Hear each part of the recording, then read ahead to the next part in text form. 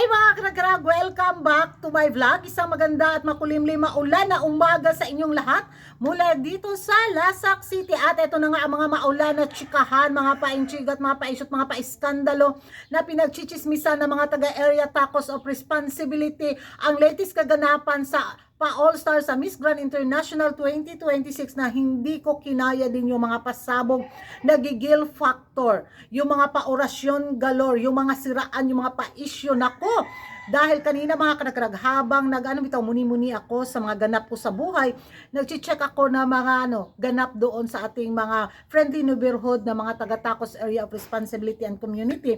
At ayun, bumungad nga sa budlat kong mata at sa budlot na kong simod. Nako, ang orasyon Bernie Santo ni Angkol. Kung hindi nyo pa napanood mga karag-karag, watch this. Comments of hatred, anger, and envy that often exist about Colombian women.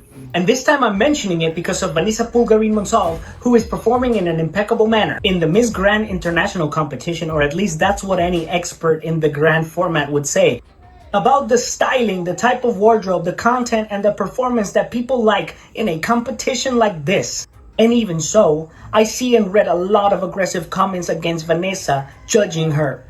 And it's not just against her. Sometimes I feel it's a systematic issue against any Colombian woman who ends up doing a very good job during the pageant. Of course, nobody knows if Vanessa is going to win. And we, even less as Colombians, can decide it. We've already had great disappointments in this pageant, like what happened with Maria Alejandra Lopez. But I do believe, and I want to say it today, that the comments seem very aggressive to me. And I repeat, I don't understand the anger, rage, or resentment towards a woman like Vanessa Pulgarin, or even against Colombia when it's not like we have a lot of international crowns. But we send women who prepare themselves, who have a solid team, who have a clearly defined goal, which in Vanessa's case is to win. And even so, they receive a lot of unnecessary hate when she is following the format.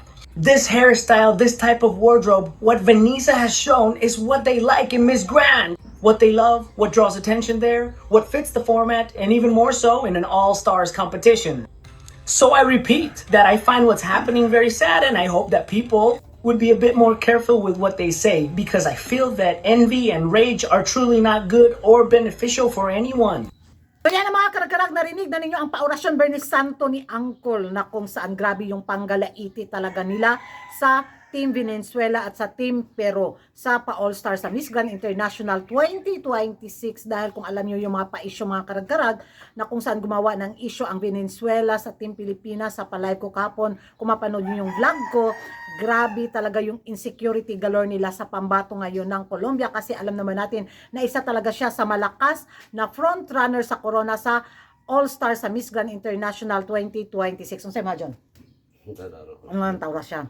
So, alam naman natin na pasok ang Peru sa isa sa favorite din ni, ni Maring Teresa, at si Colombia, di ba, kaso ligwak ganon si Venezuela. Kaya yung gigil factor ng mga Venezuelan fans, dahil hindi nga makapasok at makausad yung batignaw nila na kandidata, kaya ayun, kahit ano pang gawing serko balintong ng kandidata ng Venezuela sa taon na to, wala joy ka amor. So alam naman natin mga karag-karag na sa taon na to, baka Colombia or Dominican Republic talaga ang maglalaban sa corona sa pa-all-star sa Miss Grand International 2026. Kung hindi si Colombia, I go for Dominican Republic. Sa dalawang to talaga tong manok ko na koronahan ni Angkol. Sana mali din yung prediction ko mga karag-karag. At kahit ano pang bitaw paninirang gawin ng mga Venezuela, ng mga Peru sa pambato ng Colombia, wala jud bigaon ra jud kaayo si Vanessa. Wala ra jud sa kumingking yung pambato nilang si Veni. Si Peru may laban pa ha. Pero si Venezuela, kigwaray gaayosan ng kuan, bayhana giahak lang. So yan ang mga karag-karag, magingay tayo sa comment section, at kung hindi ka pa nakapag-subscribe sa YouTube channel ko, don't forget to like and subscribe karag-karag and hit the notification bell para updated kayo sa mga latest kaganapan at lit na intriga sa mundo ng beauty pageant. And thank you for watching. See you in my next vlog. Bye bye.